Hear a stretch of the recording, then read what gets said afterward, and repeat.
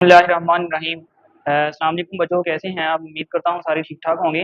तो आज का जो हमारा टॉपिक है, आपको पता है कि हमने चैप्टर नंबर 14 जो है वो मुकम्मल कर लिया हुआ है। आज हमने उसके जो है वो एमसीक्यूज देखने हैं कि एमसीक्यूज के आंसर्स क्या हैं, उनकी रीजंस क्या है। तो यहाँ पे देखें जरा, चैप्टर नंबर 14 के एमसीक्यूज हैं। पहले है जी, according to the kinetic molecular theory the basic difference between the solid liquid and gas is due to. कहते हैं अगर आप लोगों के पास सॉलिड है, एक लिक्विड है, एक गैस है, इनमें बेसिक फर्क क्या है, हम किस तरह पहचान कर सकते हैं कि ये लिक्विड है, ये सॉलिड है, ये गैस है।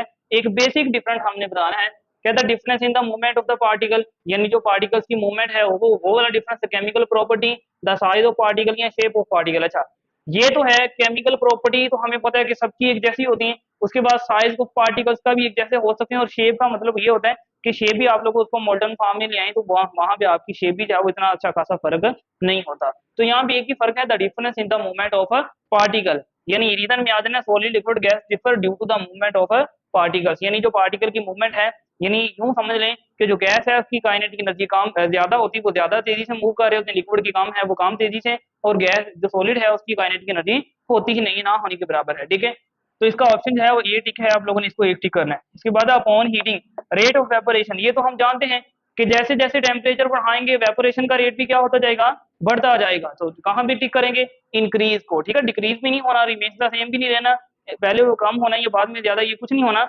जस्ट क्या होना है उसने, इंक्रीज। जैसे जैसे आप लोग टेम्परेचर बढ़ाएंगे तो वैसे वैसे एवेपोरेशन का रेट भी क्या होता जाएगा, बढ़ता जाएगा। तीसरा एमसीक्यू है, interparticle attraction are strongest.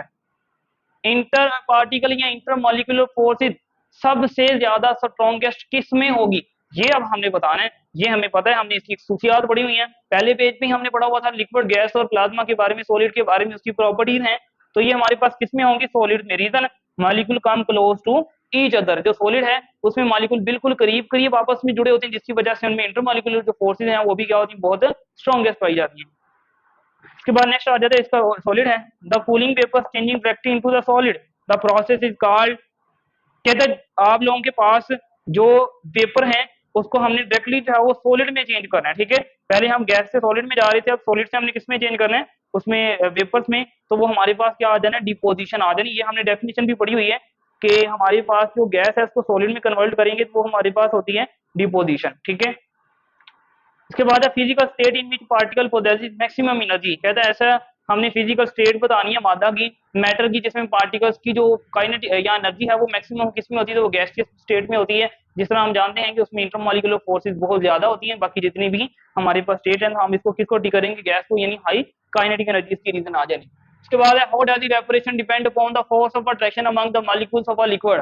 कहते हैं एवेपोरेशन का जो रेट है वो फोर्स ऑफ अट्रैक्शन, अगर किसी मॉलिक्यूल्स लिक्विड्स के मॉलिक्यूल्स के दरमियान ज्यादा हो तो वहां पे एवेपोरेशन कम होगी या ज्यादा, तो इसका जस्ट आंसर है वहां पे कम होगी। क्यों? क्योंकि जैसे जैसे स्ट्रेंथ बढ़ती जाएगी एवेपोरेशन क्या होती जानी है, कम होती जानी। तो इसका ऑप्शन भी जो है वो ये ठीक है। Which gas will diffuse at the fastest rate, कौन सी गैस जो है वो सबसे ज्यादा फास्टेस्ट रेट पे डिफ्यूज होगी, यानी एक जगह से दूसरी जगह पे मूव करेगी। सिंपल है, हमने लास्ट टाइम डिफ्यूजन का टॉपिक भी पढ़ा हुआ है कि जो गैस सबसे हल्की होगी वही सबसे ज्यादा तेजी से डिफ्यूज करेगी। तो यहाँ पे CO2 का जो मैस है वो सबसे कम है, तो वहां पे हमारे पास CO2 जल्दी होती है। Phase change A and B in the gas, gas to liquid हो रही है और लिक्विड में से कोई चीज सॉलिड में जा रही है, तो यहाँ पे बेसिकली कौन से अमल हो गए, जब गैस से लिक्विड में गई, गैस से लिक्विड में गई, हमने ठंडा किया तो वो लिक्विड में गई, तो वो हो रही है कंडेंसेशन। ये ऑप्शन इसका ठीक है। और फ्रीजिंग कब होनी है, जब उसने लिक्विड से सॉलिड में जाना है, तो उसको फ्रीज करेंगे तो वो किस में चली जानी है, लिक्विड में चली जानी। तो इसकी रीजन ये है।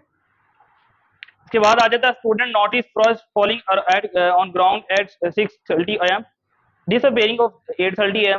कहता है कोई एक स्टूडेंट है वो देखता है कि कोई जो है ना वो एक बर्फ का थैला या कोई भी एक कोरा वगैरह नीचे जमीन पे गिर रहा है 6:30 पे।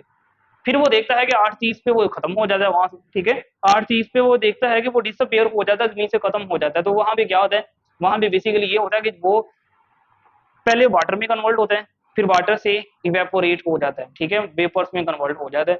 तो इसका ऑप्शन भी हमारे पास क्या आएगा, इवेपोरेशन। हमने बताना है कि कौन सी इसमें फेज चेंज रिस्पॉन्सिबल है इवेपोरेशन की वजह से जो है वो क्या हो रहा है, पहले वो सॉलिड से लिक्विड में जाता है, फिर वो किस में चेंज हो जाता है, वेपर्स में बाय इवेपोरेशन। तो ये थे एमसीक्यू सारे। इसमें आप लोगों को किसी की समझ ना आई हो तो आप लोग पूछ सकते हैं। उसके बाद कल हम इंशाल्लाह जो है इसमें शॉर्ट क्वेश्चन को जो है पूरे चैप्टर की डिस्कस करेंगे। ठीक है, अल्लाह हाफिज़।